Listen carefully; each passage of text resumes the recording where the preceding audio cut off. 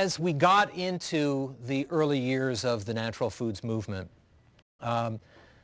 mainstream society looked at what was happening askance, if they looked at it at all.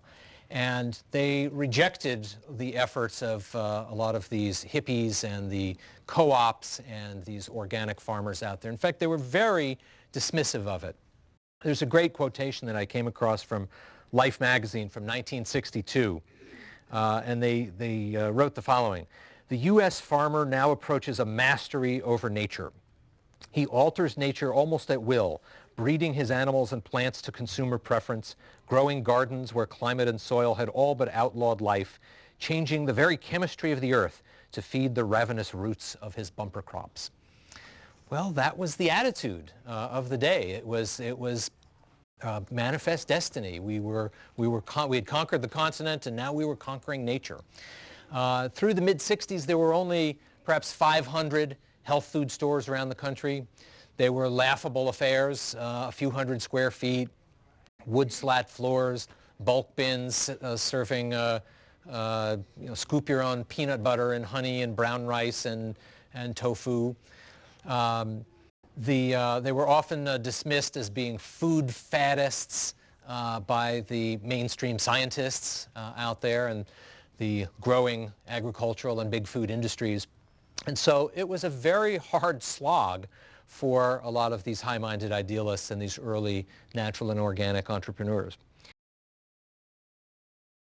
There was a moment that I think really encapsulates this very well at the 1964 World's Fair at Flushing Meadows, which I attended, as you know, I probably wasn't even upright at that point.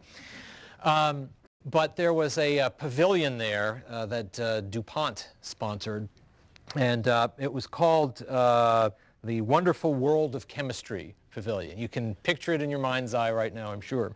And in this pavilion, they had a live performance on stage by a group of what I call Pepsodent perfect teenagers who were dancing the Watusi, and they were singing a song that the lyrics went in part, "You know we all have a smile on that started with nylon."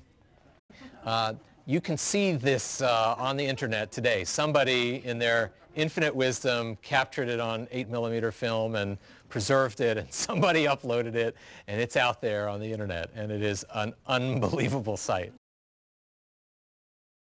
I spent a lot of time in this book talking about John Mackey, the well-known, combative, brilliant founder, co-founder of Whole Foods Market. And I talk a lot about John's ability to build an empire through, I think I refer to it as not quite threats to competitors that are a combination of one part irrefutable logic and one part Don Corleone. John did some remarkable things to be able to build Whole Foods from a tiny little store and a tiny little regional company into what is now the 8th or 9th largest drug and food company, public company in the United States, and number 232 on the Fortune 500 list. So what changed? Well, there's a chapter in the book where I start to talk about the transformative years of the 60s and how the natural foods movement was not only riding part of the crest of what was happening in the U.S. culture, but it was also leading it. So I want to just read you a very brief segment from this, and this is at the start of chapter 3, which is called The Rise of the High-Minded Idealists. As the cartoon editor of The New Yorker since 1997, Robert Mankoff has provided his readers with many wry and whimsical social commentaries about the incongruities of modern life, but none better than a cartoon he himself drew in 1979. It depicts a large gathering of clean-cut, middle-aged people standing around in a field, wearing suits and ties and prim skirts, sipping beverages, chatting amiably, and it was captioned, 10th Anniversary Woodstock Reunion. So goeth the revolution. Woodstock happened in the last half of the last year of the 1960s, just 3 weeks after JFK's destiny had been fulfilled by landing a man on the moon and returning him safely to the Earth. What a stark contrast. 3 men crammed into a capsule in the loneliest, quietest corner of the known universe. and 400,000 people noisily spilling over the back roads and porta potties of Bethel, New York. Neil Armstrong's all-American Navy haircut and gleaming white spacesuit, and a whole county's worth of hip-length hippie-doos, mutton-chop beards, and mud-splattered tie-dye. Woodstock may not have been the finish line of the long and winding road through the 60s counterculture, but it was one small step.